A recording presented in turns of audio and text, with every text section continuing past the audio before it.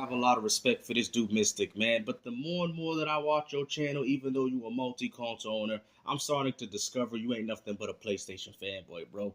That's crazy that you is looking at this situation with Digital Foundry and saying, you know what, and you out here running with these narratives, but yet none of you PlayStation ponies want to talk about the first Descendant and how it's getting outperformed by the Series S, and you want to sit there and talk about how the PS5 got the best running games.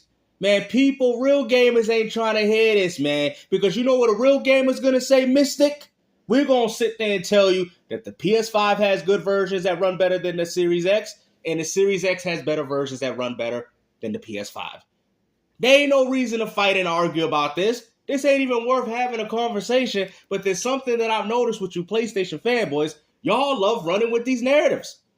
And then you want to sit there, well, I got a 3DS, I got a Nintendo Switch, I'm a neutral gamer. Bro, I don't care how many platinum trophies you got because you probably use Save Wizard to get them. You probably a cheater. That's probably why you ain't got no gamer score on Xbox, because you can't cheat. Oh yeah, I said it. Because Microsoft's ecosystem makes it harder for you to cheat when it comes down to trophies and achievements. That's what you people don't understand. That's why you see these PlayStation dudes with all these platinums, but yet these same third-party games on Xbox, for some reason, you can't finish them. I find that quite odd, but okay. Like I said, look into it. That's what most PlayStation dudes use. They use this software called Save Wizard on their PC so they can unlock free platinums. Matter of fact, RGT85 made a video on it. Go look at his video to see what I'm talking about. But this is what you doing? Now he's out here crying and complaining about Helldivers 2 lost 90% of his population. I thought you guys said this game was going to survive. But yet when I told you that this game wasn't going to last, there was a problem. Now everybody's like, oh, it's an online game. They don't last forever. Ask Final Fantasy 11. What are you talking about? Warframe? Fortnite? Call of Duty? Call of Duty has been surviving off online multiplayer for over 20 years, and you PlayStation ponies say, we knew that this wouldn't last forever. Bro, it haven't even been 1 year, and this game is already dead. Come on, man. Helldivers 2, where if you remember, like 2-3 weeks after this game came out, I had said on LTPS, this game was going to get those headlines at some point, although I thought it would happen much sooner, so I guess it's actually good news that it took this long, but we do finally have those headlines from this past week. So Forbes put out this article where they say, after initial success, Helldivers 2 has lost 90% of its players with no signs of recovery. Wow. And yet you guys want to sit there and say that this game was a success. Like I told you, bro, this game wasn't going to last. Maybe they should have listened to us by adding PvP multiplayer, because that's what the real community wanted. Oh, yo, we don't need that in all our games. We got enough of those games already. But guess what? We don't have a PvP gaming experience from Sony. I mean, instead of Concord that's coming out. Like, I mean, this is embarrassing, man. As much as you people want to still cap for PlayStation, bro, I tried to tell you that this game wasn't going to last. It was nothing but an Earth Defense clone. Like, where have you people been? Bro, I've been playing Earth Defense way before you people even looked into Helldivers 2. Oh, it's incredible, man. I'm so happy that I returned this game, because this game sucked. Helldivers 2 loses 90% of its PC player base. Woo, well, there goes the game, because it seems like you PlayStation fanboys are going to have to support this game now, because Helldivers 2 loses 90% of its PC player base in just 5 months. Absolutely embarrassing. Months. Oh heavens, in just 5 months, I can't believe it. Now the actual news, which we can see from Steam's Peak CC. So let's act like that's a good thing. You know, I'm a PlayStation fan, but we're going to find a reason of how we're going to spin this around. Count is, it's 458,000, which is quite high, but nowadays the game does hover around 40,000 for a 24-hour peak player count. To do a bit better in terms of not going for these very obvious and clear low-hanging fruit news stories. See? Oh, that's funny. But you out here doing the same thing, Mystic. Out here saying that the PS5 has way better versions than the Xbox Series X. So let me ask you this. Then explain as to why the first Descendant runs better on the Series S than it does on the PS5 right about now. And what's even crazy, since you PlayStation fanboys want to come up with narratives, I got a narrative for you. How about Xbox Series X performs games better on Unreal Engine 5, which happens to be a next-generation gaming engine, than the PS5. Let's go! Because every Unreal Engine 5 game runs better on the Xbox Series. Have you guys noticed that? Even RoboCop, I think, is Unreal Engine 5 too. Starting to explain everything, huh? That's what this is. I mean, it seems borderline silly to phrase it as no signs of recovery in just... Oh, but if it's Microsoft, they're going under. You know, Microsoft's leaving the hardware business industry. You see, you ponies will do anything to defend the bad news that's going on within PlayStation, man. You call yourself a neutral gamer, but yet you ain't even talking about it neutral. You're not. You're being a PlayStation fanboy, and that's fine, bro. We get it. We understand that you have the preference of Sony. That's perfectly fine. But at the end of the day, when it comes down to these situations, you need to dissect and talk about them the way you're supposed to, and you're not doing that right now. 5 months. I mean, I think any big AAA publisher would be thrilled to have a CCU count 24 hours. Well, what are you talking about, bro? This game is being outbeat by Black Ops 2. I went on Black Ops 2, they had like 300,000 people playing it.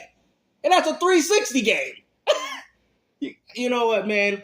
You know what, bro? I can't say anything to you guys anymore, bro. Gears of War on the 360 has been going on for 17 years strong, and yet Helldivers 2 is dying in 5 months? Of like, you know, tens of thousands of players basically, right? So it just seems borderline silly. And again, I'll make this case for any live service game. It's not simply for this PS Studios Helldivers 2 game. It just seems really silly at this point. So fanboy. With that in mind, I guess what we could say, look at what they have to say on these kinds of topics. And so somebody asked us on their show, and they say that now that it's been a few years and they've talked with multiple developers. I used to respect this dude, man, but it's crazy that I really thought you was going to chime in and add your own words to this conversation. Instead, you just want to read what everybody else is saying. Across, again, different studios, across different games, genres, experiences. They've now got what they consider a more conclusive answer as to why, and the number one reason is Sony's SDK. So because I noticed, there's something that I've noticed. A lot of the games that are running better on PS5, a lot of them are last generation games, like this footage is showing, which is Assassin's Creed Mirage. This is a PS4 game. Now I know what people are going to say. Oh, it must be the Series S. I don't know. Maybe that might be the case for the argument, but then you can't use that when you got games like First Descendant running better than the PS5 version. You feel me? So like I said, man, I think it comes down to optimization. I think it comes down to betting on what the developer sees or what they're working on at the time. I mean, you got to remember, these people are lazy. So I'm not sitting here saying that this is a victory towards Microsoft or Sony. All I'm saying is, why do you people care so much? Like I said, a neutral gamer would say, Mystic, that the PS5 has better running versions than the Xbox, and the Xbox has better versions running on their system than on the PS5. It's neutral. To me, this is a neutral argument. The fact that you guys want to find a way to say, oh, it's the Xbox. Well, the Xbox is more powerful, but still, due to the specs, can't argue that.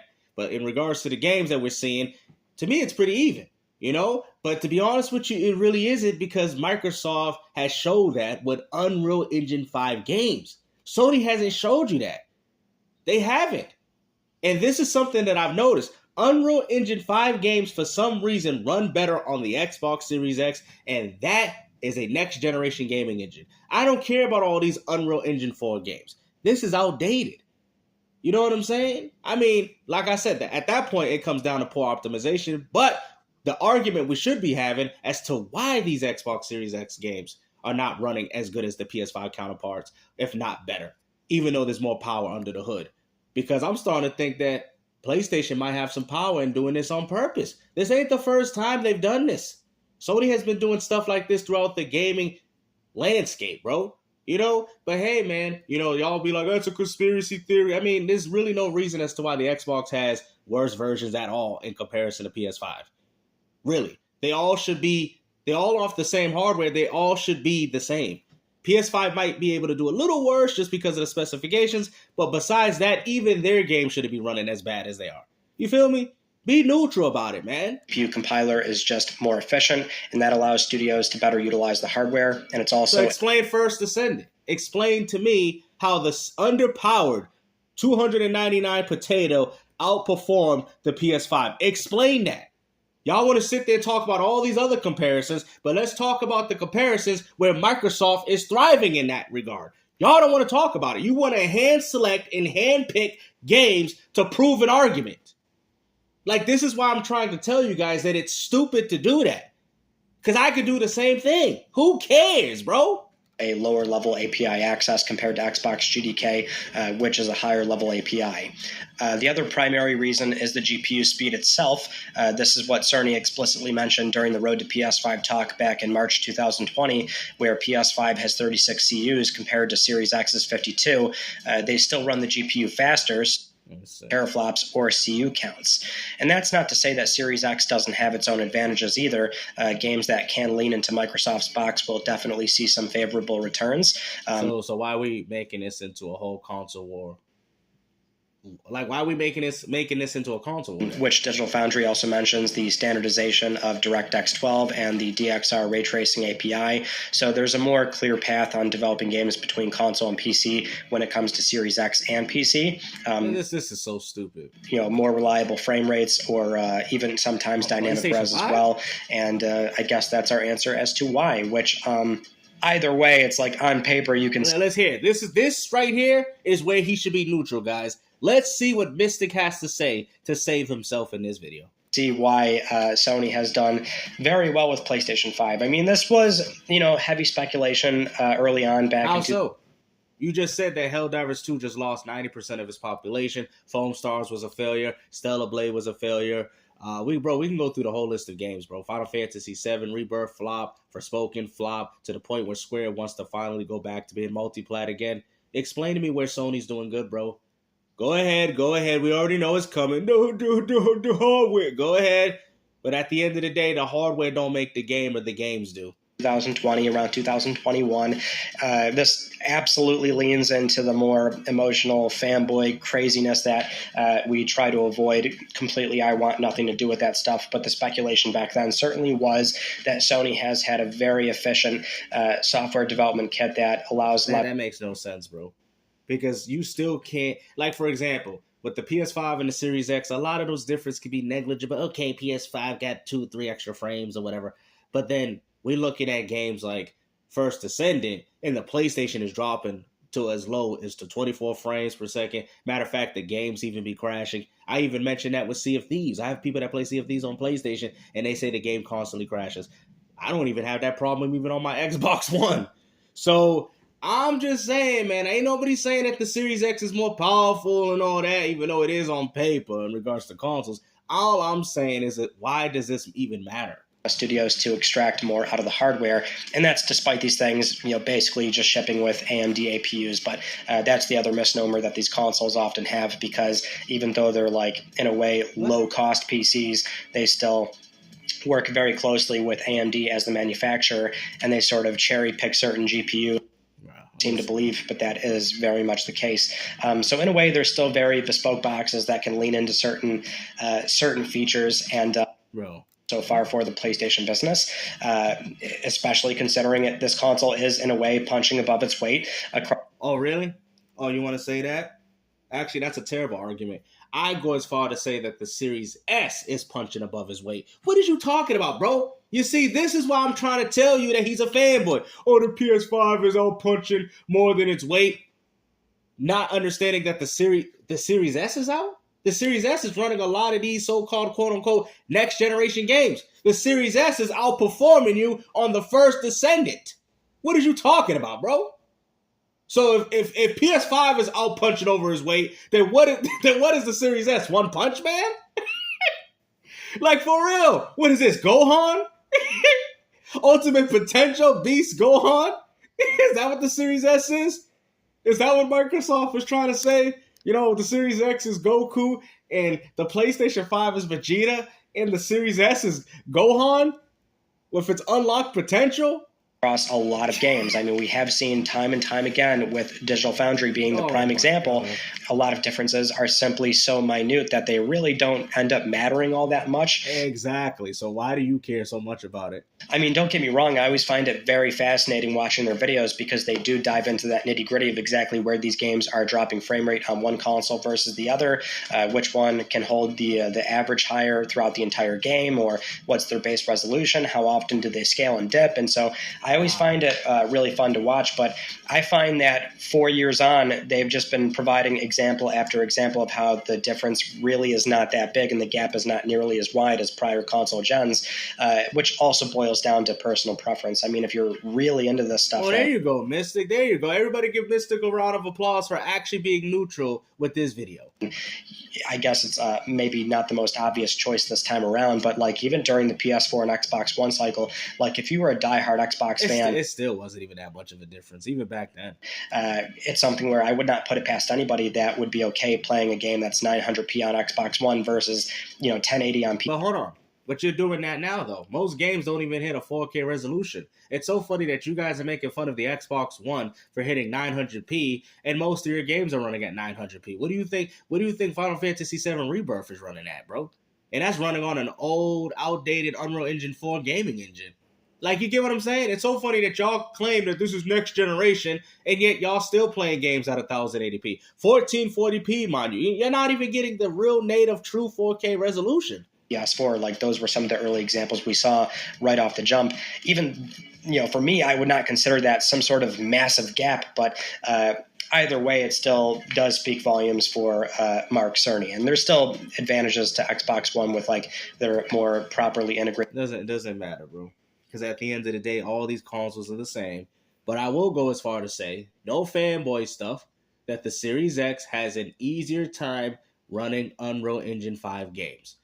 I'm going to stay strong on that because I've noticed that. That's you guys like to speculate, so I'll speculate on top of that. The Unreal Engine 5 games run better on the series. Let's talk about it. First Descendant was a perfect example of that. All these games that run on Unreal Engine 5 run better on the series. Y'all know this. Stop the cap. VRR support. So y'all sit there and say that the PS5 is a more next generation console than the Series X, then why does it do bad with Unreal Engine 5 games? Now, I'm not saying it does completely bad, but I've noticed a lot of the performance is worse. To Sony, but the one thing we can also mention is that this does, and we've seen this already up to this point, which is it... I'm done. I'm going to go back and play some games. Take care. Peace out.